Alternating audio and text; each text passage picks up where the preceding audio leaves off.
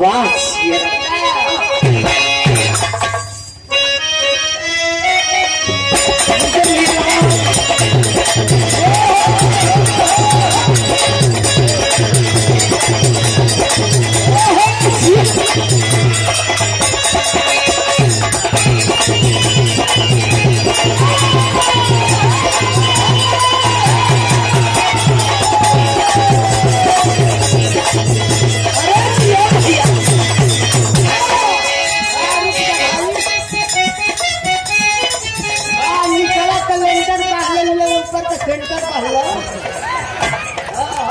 बड़ा खतरनाक।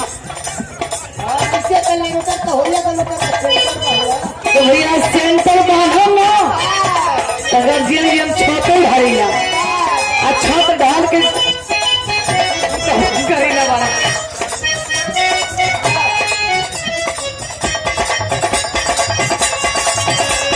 हम देखा भैया लो हरा चला जी कौन से कम बैठी भैया सहतर नजर यहाँ है ना हमारे ना आज के हीरो हमारे यही भाई भैया हीरो हीरोइन से कम लागत नहीं जाता यानी हो गए भाई चुनाव में जिला परिषद में उठल जानी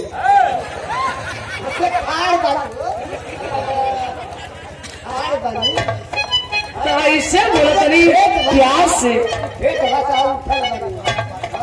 कहा बोलत हो भैया निविया घर पहुंचा दे सबके तो भैया हम सबका आशीर्वाद रहे प्यार रहे कि हमारे बलू भैया का माथे मुकुट लगे और जनता का प्यार दुलार मिले हमके भी प्रचार करे जाए के ऐसे बुलाई बतावा थे सैया मान जाए रहुआ जीद मत करी आदत छोड़ दे कैसे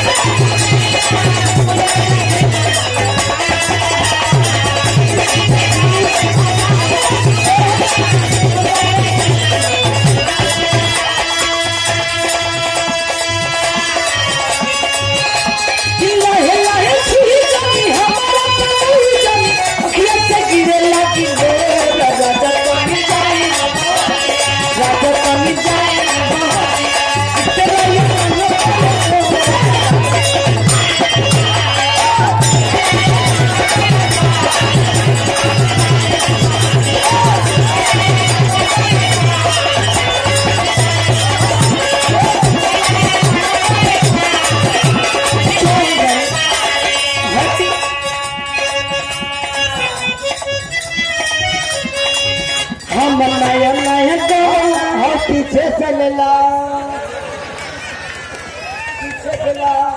पैसा हो कोड में ना बोलने बुझाई पैसा भैया लेला पीछे से आप देखे हरिरन जी को इस सम्मान में ये बहुत रुपए से 100 रुपए सम्मान में जय भीम जय नमः बुधा और ये देखे आप रंग सम्मानित ग्राम नौवा भभुआ विधानसभा के जिद मत करे मान जाए ए सजनवा जी मान जाए ऐसे बता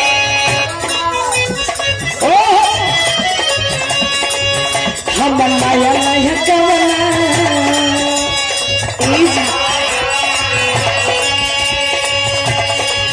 खाई गलो ठलिया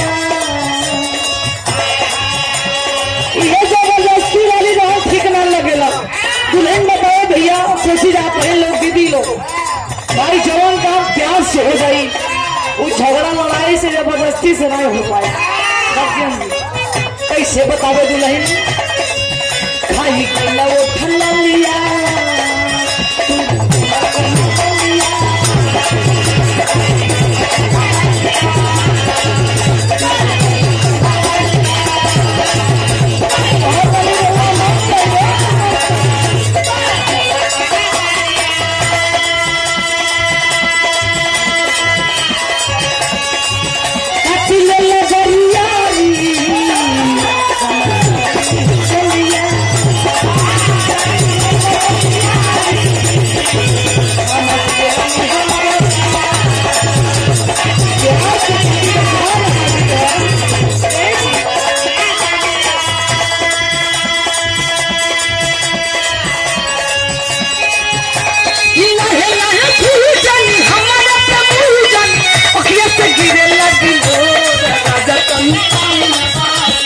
राजा कमी